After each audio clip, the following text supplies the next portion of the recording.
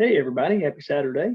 Hope you've had a good week. Hope you're having a good weekend. I want to take a couple minutes and continue our devotions this week, wrap up another week of devotions that we base in what we hear on our Sunday morning sermons at Mount Olive. And so this past week, Brother Jody had an awesome message on Sunday morning, and have really enjoyed the devotions this week as I usually do. I want to share my screen this morning and get started with our Saturday devotion. And a couple of things stuck out to me on Sunday when Jody was doing his message. And so the first one, he made a comment about don't linger, right? I think we all realize that there's times when we find ourselves in situations that we know we shouldn't be in, when we find ourselves in certain maybe seasons of our lives, doing things that we know aren't right, and living in a certain level of sin.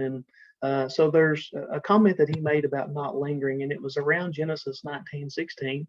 And again, his message was about, Lot and the choices that he made and the situation that he ended up finding himself in. But Genesis 19:16 said, "And while he lingered, the men laid hold upon his hand and upon the hand of his wife, on the hands of his two daughters, the Lord being merciful unto him, and they brought him forth and set him without the city."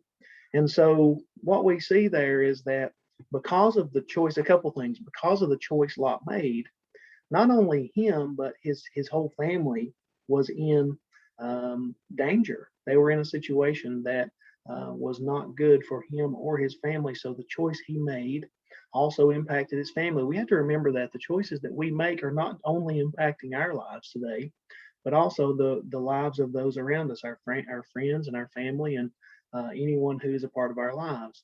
And so the main point here, it said, and while he lingered, right, he stayed in this situation that he was in, even though he knew that he shouldn't be there. If we have things that we're doing in our lives that we know God is convicting us, and he is letting us know that, hey, that's not the right thing to do, we shouldn't linger there, because then we can find ourselves getting deeper and deeper into a situation. And again, it can impact more than just us, it can impact our families as well, and put them in situations that we don't want them to be in, and God doesn't want us to be in. So first thing I want to say today is let's not linger in our sin or in areas where we know God is not pleased for us to be in. Secondly, there's that one. Don't linger where you know you shouldn't. Secondly, I wanted to talk about this. Jody mentioned Proverbs 3, 5, and 6 in his message on Sunday. And I want to focus in on one part of this. Proverbs 3, 5, and 6 is some of my favorite scriptures in the Bible, and I've mentioned it before, but it says, "Trust the Lord with all thine heart, lean not unto thine own understanding. In all thy ways acknowledge him, and he shall direct your path." We need to think about that when we have choices and we have decisions to make and we have things that we're trying to navigate in our lives. We can't forget the main part here, and that's acknowledging Jesus, acknowledging God, and acknowledging that he's the one that we should be allowing to lead, guide, and direct everything about our lives. And so I want to point out here, it says, in all thy ways, acknowledge him. So think about that. In all thy decisions, acknowledge him, lean on God, go to God in prayer, ask him what decision is going to be best for me and my family.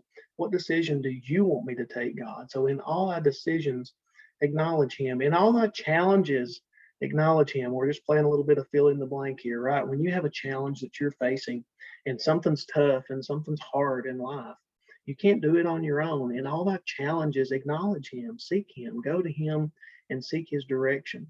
In all thy advice, acknowledge him. When we give advice to others, people take us for our word, and we have to be able to give godly counsel. We have to be able to give good advice to people. And so in all the advice we give, let's seek God and in his direction on how we should help our brothers and sisters and our family, and in how that we can give good godly advice to them.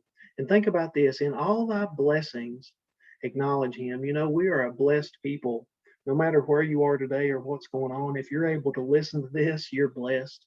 We're blessed to have breath in our lungs. We're blessed to be able to maybe get up and to move and have a family who's healthy. And I know that life gets tough sometimes, but we still have to stop and think about the blessings that we have.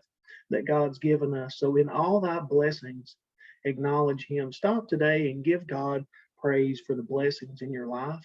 Stop today and realize that you need to seek him first. Sometimes God gets put on the back burner because of our selfish desires and of, we don't always make the right choice. But in everything that we do, let's remember to acknowledge him. Let's remember to seek him first. And let's remember that, he's the one that's in control. He's the one that is the reason we have what we have. So hope you get a little bit of something out of that today. Hope you'll join us at church tomorrow at 11 at Mount Olive, whether in person or online. We would love to see you either way. And I hope you guys have a great rest of your weekend, and we'll see you soon.